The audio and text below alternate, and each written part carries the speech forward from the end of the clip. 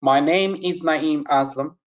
I'm the Chief Market Analyst at AvaTrade. I come with a wealth of over 15 years of trading experience in equities and, of course, in currencies as well. I have worked as a hedge fund trader for a Bank of New York Mellon, and I have also worked in equity trading for Bank of America as well. At AvaTrade, I had the research. So on a daily basis, if you guys are reading the research, and if you're not, then you must read that information, because there is some really important and valuable information in there for you guys that can help you to become a successful and a better trader. So all of that information is produced by myself on a daily basis. Now, that is a little introduction about myself. Now, I think it is time for you guys to share a little bit about yourselves as well. So let me ask you, as always, a series of 3 questions. Firstly, I want to ask you guys, please say yes if you have been trading for over a year.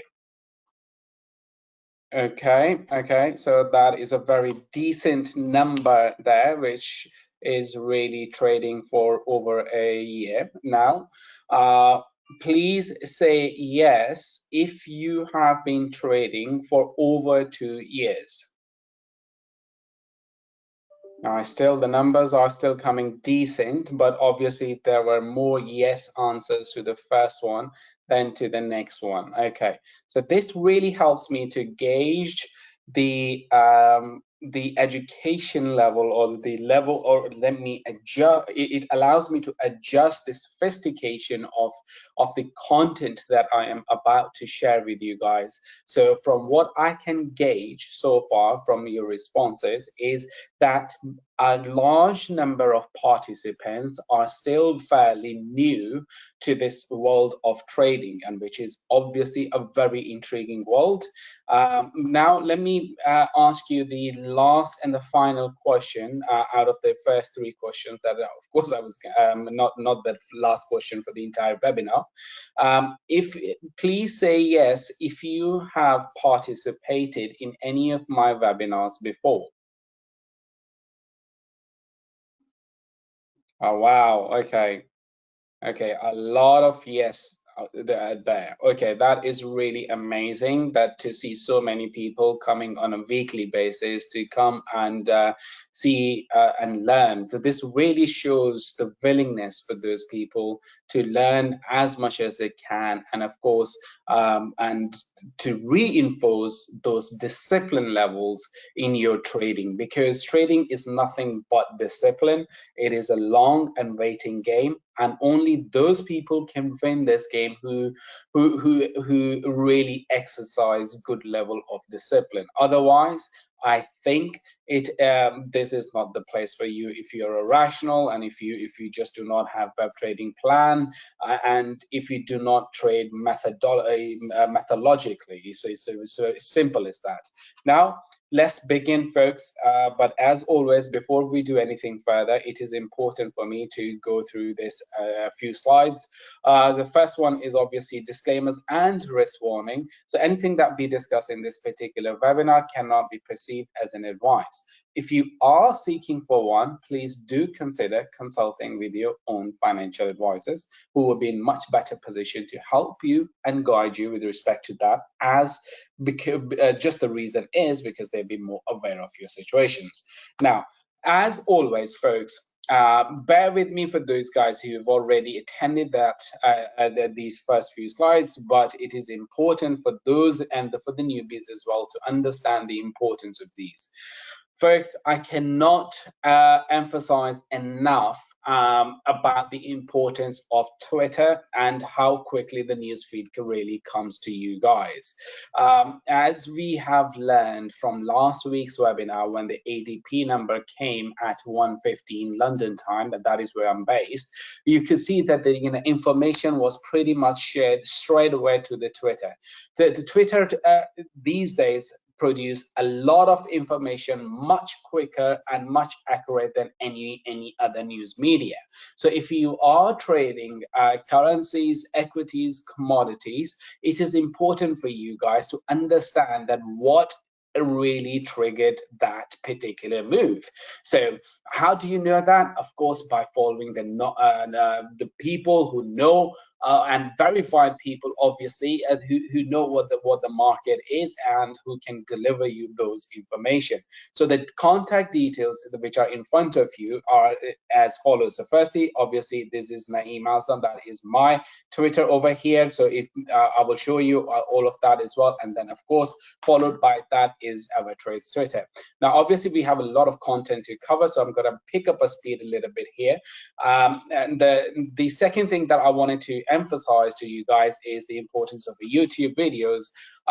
Of course, we do produce analysis on a daily basis, but then there is also a short and digestible version of that analysis for you guys on our YouTube channel. And that video is no longer longer than 7 minutes. So it varies between 3 to 7 minutes, but between that time period, it is between that time period that you get all the major nuggets for the market that are likely to improve or that are likely to move.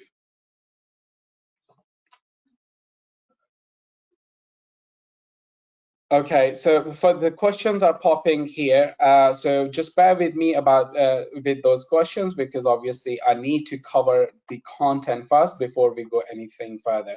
I'll give you the opportunity for those questions. Okay, so in terms of Twitter, folks, this is my Twitter account. As you can see, it is fairly active. I produce all the tweets and all the analysis is pretty much published here. A lot of valuable information is also here in terms of, for instance, the FTSE 100 segment, which sectors are performing well, which sectors are not performing well. All of that information is always as it is in front of you guys for you guys to learn, and of course to get that information, first-hand information. And as for AvaTrade, guys, it is important for you guys to follow only AvaTrade account which has a blue tick. We are verified by Twitter, so make sure that you guys are following the right account. Now, quickly to finish off, this is our YouTube channel. This is where all the other videos are posted on a daily basis from here, as you can see. As always, I would really recommend you guys to go through them and then learn as much as you can from these videos. Now, let's begin. Let's continue with our agenda. So let me pull out the charts again. The presentation, going to maximum mode, and there we go. So obviously the agenda for today is we are going to measure indices, see which index is the best performing and obviously which index isn't.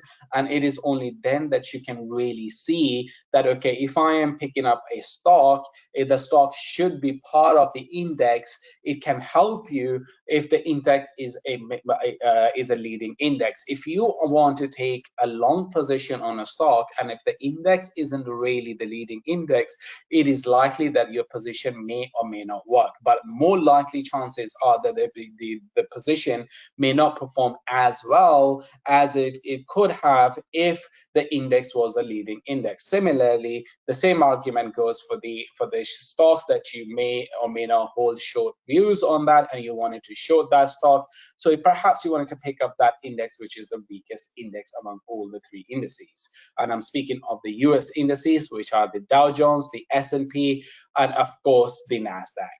Now, measuring sectors is also an important. We will touch on that. So, which sector is a leading sector? Which sector isn't the leading sector? Again, the concept is very much the same. And then, of course, we will pick certain stocks which are known as for still COVID-19 stocks.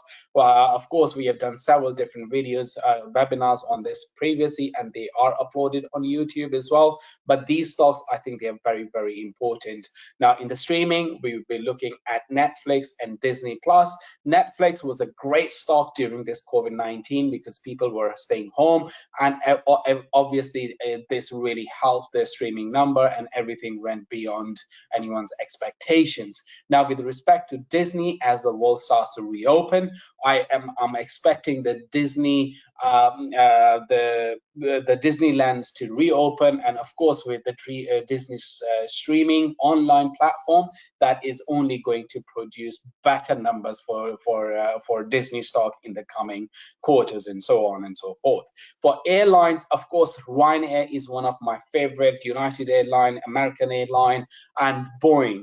Obviously, because of the restrictions were in place, these stocks were massively hammered during that period, and I will discuss all of these stocks as well, and how they have performed so far, and then what are the opportunities within that.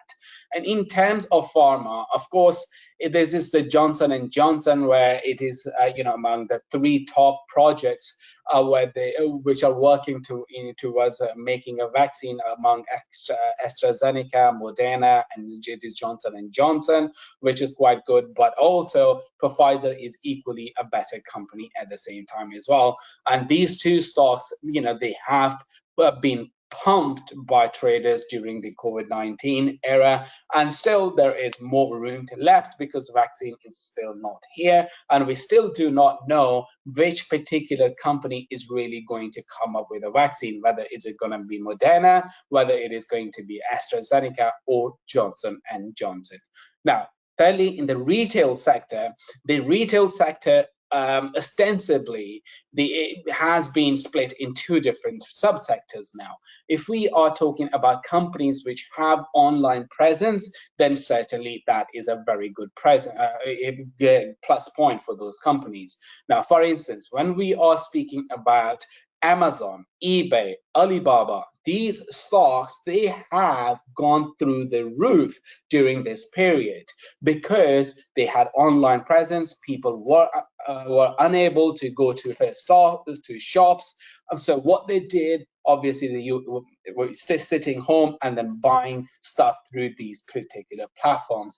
And if you see, most of the move for the Nasdaq, is primarily because of 2 particular stocks, and that is your Amazon and, of course, your Apple stock as well. Apple, performed really well over this period of coronavirus period.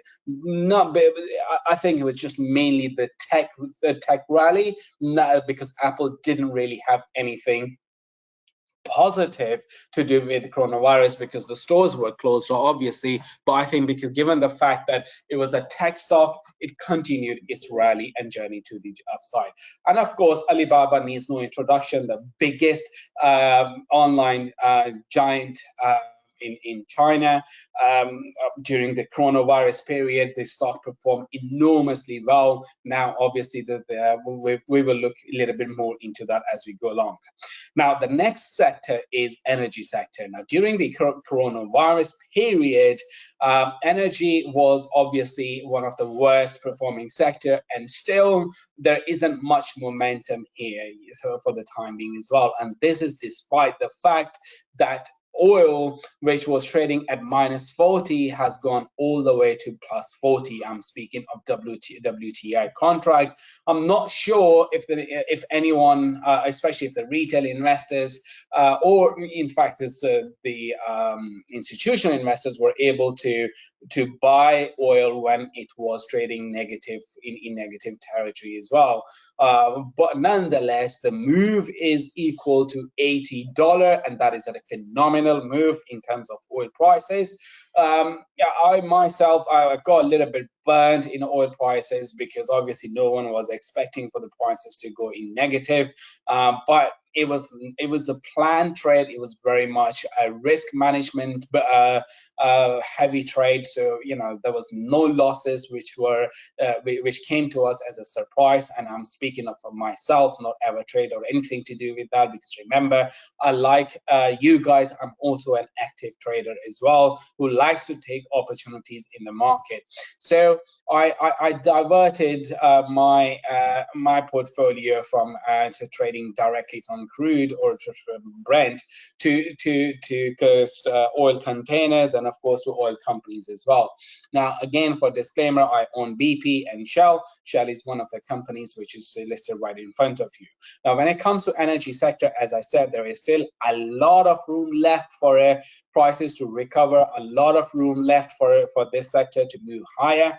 So Chevron is one of them, ExxonMobil is the next one, then you have Shell and Total. Now remember, some of these companies maintained their dividend, but going into the second quarter, it will be intriguing to see if they can still continue to maintain their dividend, because the pressure is still building up, but that pressure isn't at the level where it was before, because now the prices are trading at $40 or near around $40, and that is well beyond their break-even levels. So obviously that can help these companies to maintain their dividend. Now, the next and the final sector that we are really looking at, this is your banking sector. Again, needs no introduction over here. We are talking about Bank of America, Citigroup, Barclays. Again, for disclaimer, I hold position in Barclays and Goldman Sachs as well, and of course Bank of America. I think there is still a lot of room left for these companies to move higher. Yes, Goldman Sachs and Bank of America, they performed incredibly well with respect to their coronavirus lows, but there is still room left for this particular sector to continue to move higher and to continue to clock in more gains. Now, folks, so far so good. So please say yes or no if you guys understand what I've been talking about. All right, I hope this is helpful. And someone was asking, can you help us to how to trade indices? Yes, every single webinar that I hold, it is uploaded on our YouTube channel, the one that I've showed you earlier. So you can go and watch all of that information. And about how to trade indices, we did the masterclass, I believe, 2 weeks ago, and I think we do have a masterclass coming up next week on the indices as well. So please feel free to join that class again, that webinar, which is going to be around the same time. Now, folks, let's continue and let's move from here. Now, before we do that, what I'm going to do is I'm going to bring out the platform. So don't worry about this particular platform because the concept is the same, but I think it's just from the relative perspective, things may look a lot more easier for us to look when we are looking everything from under one lens. Of course, you can do this under MT4 as well. All what you have to do is, I believe that you just gotta do this, and then all of them, they come right over here, right? So all the major charts are right in front of you. But I'm just gonna run you guys through this particular platform. This is a Bloomberg platform, so it's a very sophisticated but very difficult platform to look at. But I think for the purpose of this analysis, it is going to serve us quite well, given the time constraint that we have. Now, first, what we have in front of us, we have a Dow Jones Industrial over here, S&P 500 here, NASDAQ here, and after that, FTSE 100, CAC 40, which is your French index, and the FTSE MIB, that is your Italian index. And then over here, we have WTI crude, followed by gold, and of course, our lovely Bitcoin. Right, now, in terms of moving averages, because this is a weekly time frame, we have 3 different moving averages and they remain the same on all different time periods. Green is your 200-week moving average, this is your 100-week moving average, and this is your 50-week moving average. The concept is the same among all different charts, right? Now, in order to measure the strength of the bullish index, and which index is the most bullish index, what we have to do is we have to look at the price analysis for these 3 top indices, which are your US indices. Now, what I see is that, during the COVID-19 low, obviously the NASDAQ was the strongest index because it briefly broke below the 200-week moving average, but then it quickly recovered from those losses, and it is now well beyond its all-time high being right over here. Then secondly, your Dow Jones index was the weakest index by comparing these two, Why? Because it took a long time for the Dow Jones Index to move above the 200-week moving average. The battle continued for a long period of time, but when we compared the price action with the S&P 500 index, as you can see, the battle wasn't for that long. It just came, and then boom, we just went straight up, and then we crossed the 100-week moving average well before this Dow Jones Index. So that is why what we can see, what we can formalize from these three particular charts on a weekly time frame is that your Nasdaq index is the strongest index. So if you are looking to go long, I think Nasdaq is your preference. It could be our preference right over here.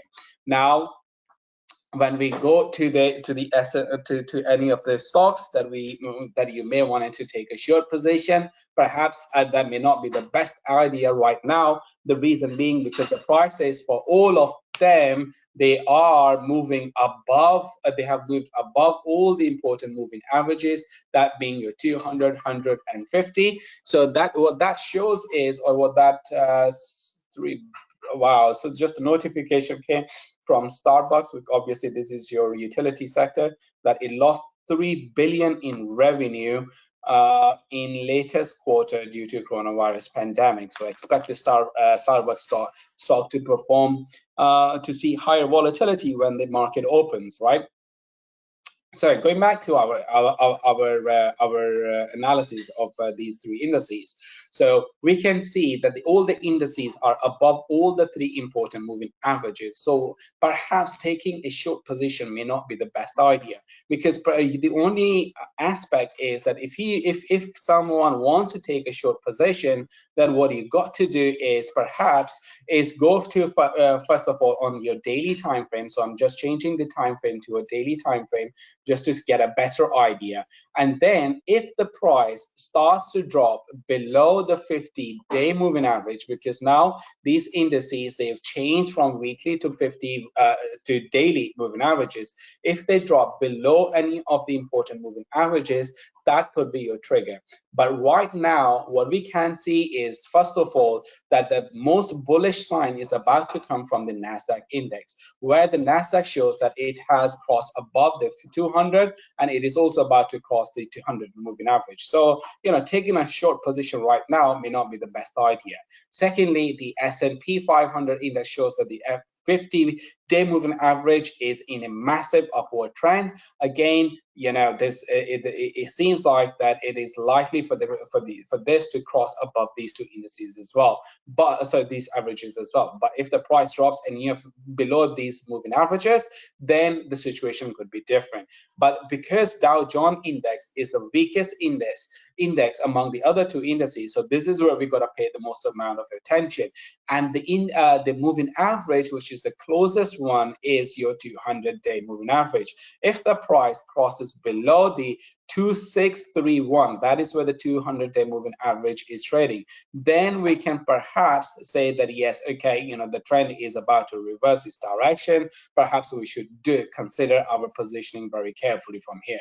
But with respect to FTSE 100, with respect to CAC and FTSE MIB, obviously European indices are much weaker, but CAC index has recovered enormously because it is about to cross above its 200 on a daily time frame as well. But this is still far from that. And when we talk about the FTSE MIB, the Italian, that is perhaps the weakest index, as you can see. But so again, the concept is going to remain the same. If the price moves below the 100-day moving average, which it seems like that the price is in battle with, then the stance can really shift. Similarly, for the CAC 40, keep an eye. If the price cannot stay above the 100, again, that would be an indication for the same stance as well. Now, let's move on to our beautiful MT4 platform and then see what the prices for different stocks are. Now, what we discussed was, first of all, why don't we bring up Tesla? I love this stock. I think it is a beautiful stock. I'm not into this stock because I'm waiting for a good pullback to come. I don't know when that will come, but perhaps maybe now, because the price has entered into a previous area of resistance. And the previous area of resistance, just being simple, it is the previous high, the all-time high of the stock. So if it can, if it doesn't break this level of resistance where it is sitting right now, let's say right over here, then the opportunity can come for in terms of looking for that short trade. But the short trade is actually right here. But if it doesn't, then continue. This stock is very likely to continue its journey to the upside. Now, when we move to the Bank of America, and then when we look at the price action of Bank of America, what we see in here is obviously, let me make this chart a little bit bigger for you guys. Change the candle to this. Forget about the price colors and everything else. I think the concept is pretty much still the same. Obviously, we've seen this massive rally. The price when the stock was trading at 19, it was much better, but we had another retest of that level. The retest happened because the price came into our area of support. The area of support was right over here, and now the price is about to enter into its next area of resistance, and that area of resistance being just over here. If the price breaks above this, then the momentum is highly likely to continue. So things are going to remain hunky and dory for Bank of America stock. Now for Netflix, again, the resistance remains at all-time high, which is just right on top of these particular candles, the one that I'm drawing. Again, do not worry about that I'm going too fast, because you can go back onto YouTube and then you can get these levels from that. In terms of our support zone, yes, we can move our support zone to a better level and see the price. So I'm going to keep my support zone just over here. So let me just form that right over here. I think this is a better level of support. So because this is where the 100-day moving average is, of course, the first level of support will be, and it should be, your first 50-day moving average. But if it doesn't work, then wait for the price to retrace in here and then keep targeting the all-time high for this one. Now for Johnson & Johnson, it's nothing but just a consolidation to the sidelines. The price isn't doing much after its a rally that happened back in March. Obviously, that was at a 4-hour time frame. So again, what we are looking at in terms of a price action from here is for the prices to let me just make it a little bit more bigger. For the prices to the momentum has eased off, so keep an eye. If there is a positive news on the coronavirus front, then the stock can really pop and then it can go towards its previous resistance, which is right over here. But if it doesn't, then it can easily see some retracement, but the retracement isn't likely to be here. I think the retracement is more likely to be just in around these levels. I'm going to draw those levels for you guys. Again, the video will be uploaded on YouTube, so feel free to watch that again. Now, when it comes to Boeing, massive movement for a Boeing stock as well. But the stock, when on a daily time frame, has gained a lot of momentum, as you can see from the price, because it has moved above the 50-day moving average, and it has also moved above the 200-day moving average. In terms of our support, where should we be looking at? I think this area of support remains an important area. It remains an interesting area between 133 to 144. And with respect to resistance, I think it is your 200-day moving average, which is likely to act as an area of resistance. So it is really this particular candle where we are really focused on. Now, to quickly look at Goldman Sachs price action. Now, folks, just in case if you are wondering how to change the color of the background and how to change the candles, so that you just right click, you go over here, and what we do is then you change the background from here to white, and you keep the foreground to black. So this just brings our prices right over here. Bars down, you can change them to red, and again bearish candles, you change them to red, and then now what you have is the chart which looks like Boeing. Now if you want to add your moving averages, like how I add moving averages, it is very simple. Go to indicator, trends, and then moving averages. What you do is you add first of all your 50, then again trend, and then indicators, then trend, and then your moving average. You change this to 100, and to keep things same on the same like other charts, change the color to orange, and similarly change again indicator, trend, and then moving average.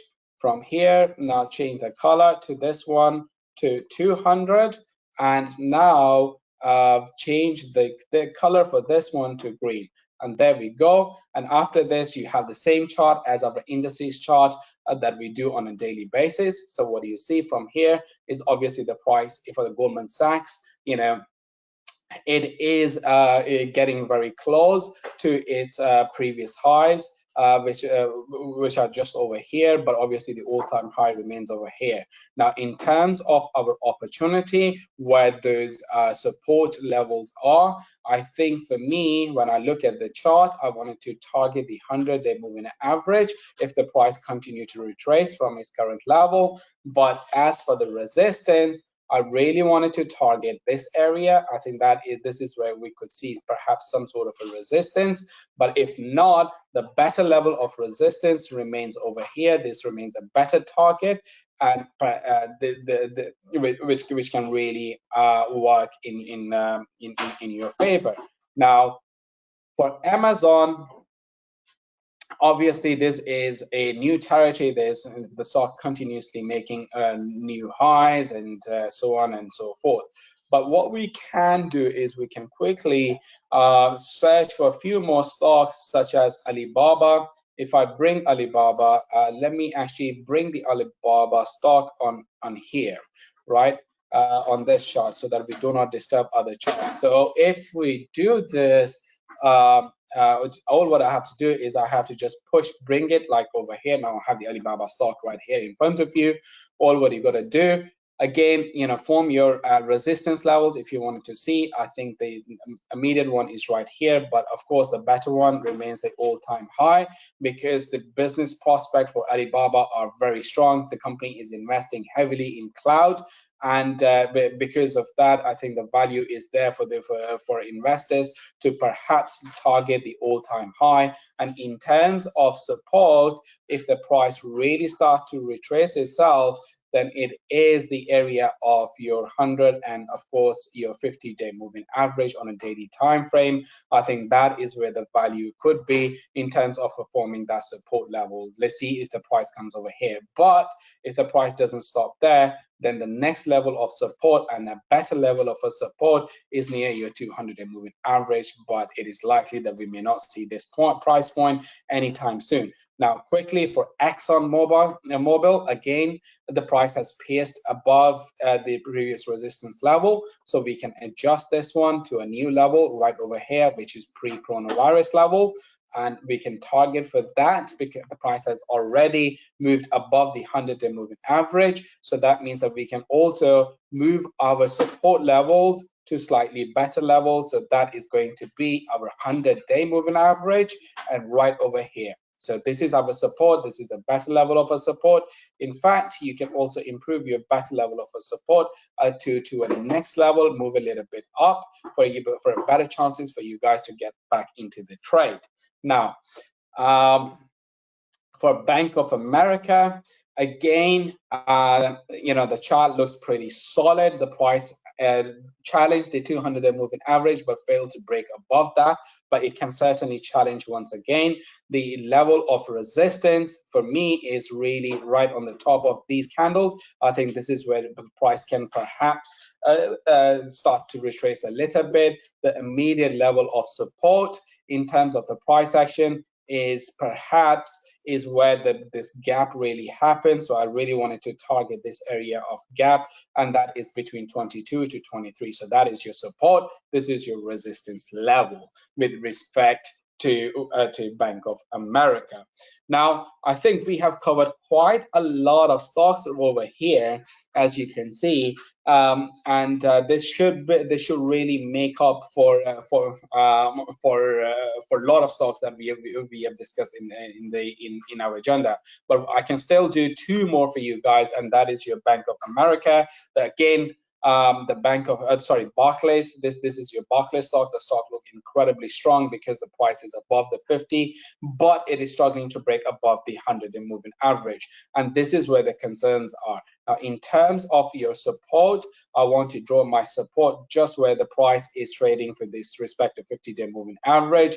With respect to my resistance, I really wanted to target where the 200-day moving average is, because the price has already attempted to go above the above the 100-day moving average, and it is likely that we may retrace lower, but then continue to move back up from here. Now, maybe we can do one more stock quickly before we turn to you guys to allow you the opportunity for a quick few Q&A. There you go, Disney. I think we've already done Disney over here, but if we haven't, again, the stock is retracing from 200-day. It is likely to break above that. The immediate level of support, we can move it a little bit higher. Just over here, I think this is this consolidation area represents a better opportunity, but the resistance remains at all-time high. Now, folks, I think this is where we are going to really call it a day. But before we do that, let me give you guys an opportunity to ask questions if you have any. So please fire away a few questions.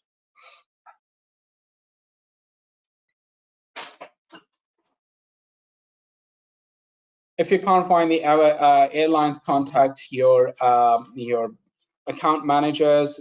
I will show you the setup for the moving averages again.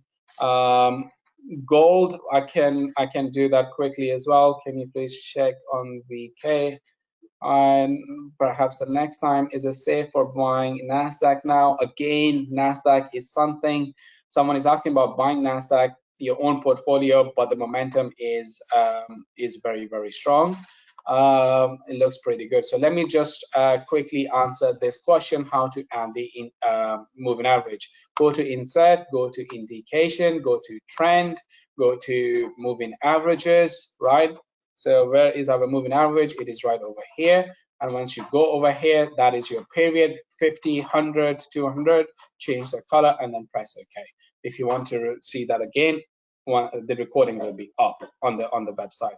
All right, folks, that's all for today. Thank you so much for joining, and I hope this was helpful for you guys. And I will see you guys next week. Stay tuned over here, and stay safe and stay healthy.